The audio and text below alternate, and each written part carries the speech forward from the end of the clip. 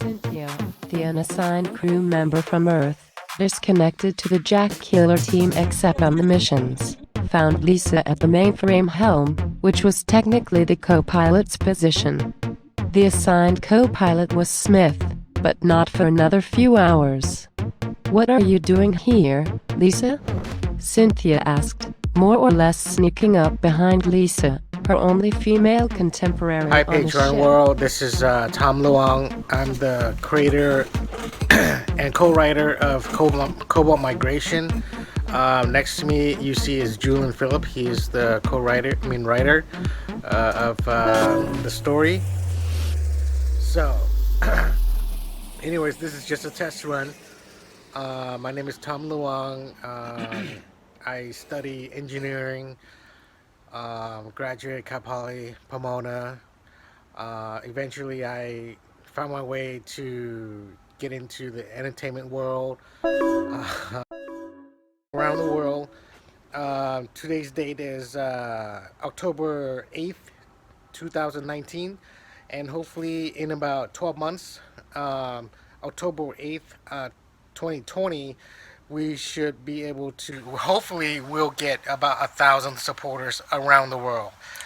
And that will... Well, it's a business thing, right, Tom? I mean, we were Yes. talking before that it's like a lot of what we're dealing with is that we have this great material, Yes. a ton of it, and it's going out for free because technically, according to Facebook, we already have almost 500,000 fans.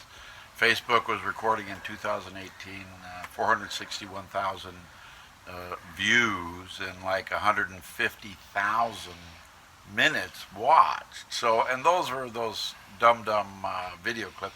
So yeah, we're trying to make money with it, but not just Audible, which does have the specs and the process they want. I think they want money from us to put it up on Audible, really, and to meet their requirements. But then also on the YouTube with 10,000 subscribers watching it, and they're great stories and stuff, and other venues where we might be able to pull a buck, such as audio CDs available, and then some of the ones like Patreon, which is where you'll be finding those. And what do you get when you give me $5 for my? What do you get? What do I get? Oh, you get Nothing. you get a share. Trust me, Julian. Big, giant Julian is a floating away in space. partner in this, so he does get a share.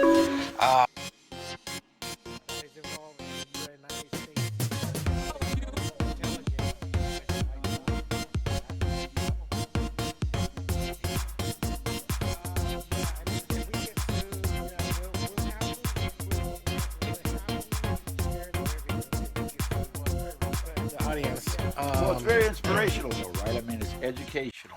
If you have young people like middle school and they don't know much about what's going on with Mars and the exploration of the moon and some of the probes, this is a great way to pick it up because we use real NASA pics on some of them. As we go to the audio, that's to fill in the story where you can gain an interest in supporting our venture.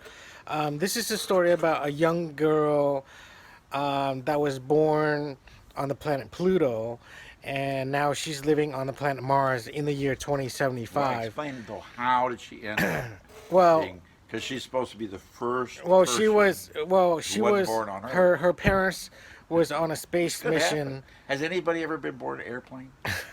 I'm sure. In one of yours? Yeah, I'm sure.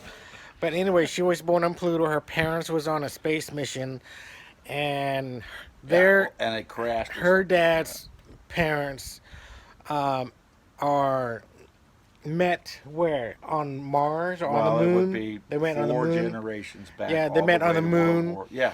And then- and they had a kid. And then his grandfather's dad happens to be fictionalized Colonel Corso, Right. that is involved in the United States Air Air Force Force. intelligence. Which I told you, Tom, that's probably a mistake. His family's going to sue us. Yeah, I mean, if we get sued, we'll happily share the revenue if we get sued. Well, it's very respectful, though. but yeah, I mean- he's actually a heroic figure, and he sets up early in 1945 because what the way the novel is working is that like for 100 years or so there was this group of clandestine Earthlings that wanted to find a way to put people into homes or work environments on the moon and Mars and local planets, whether or not it's possible or whether or not anybody would do it. Alien hybrid son. Right, and he's the main character. The whole middle of the novel. Yeah. Yes, his it's name really is good. It's like it's a really good story. He doesn't do any work. He just but it really is. It's a great kind of. It's got an epic quality where later you go like, well, so that was like his kid, and then she ends up on Pluto. Yeah. So this is a 4-generation story, and Chuck Charles Corso is the main character in this story, which is retold by his granddaughter, Boriska Corso.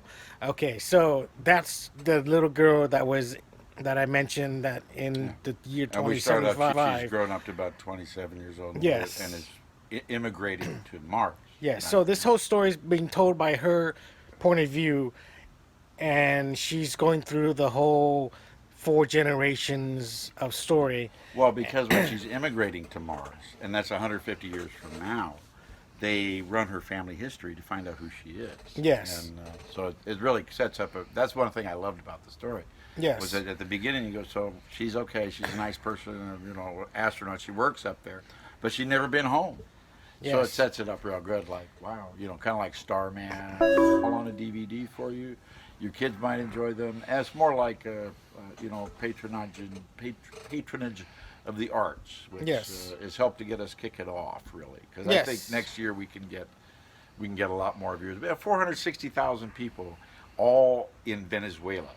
It's true. It's true. Look at Facebook. For some reason they want to watch that.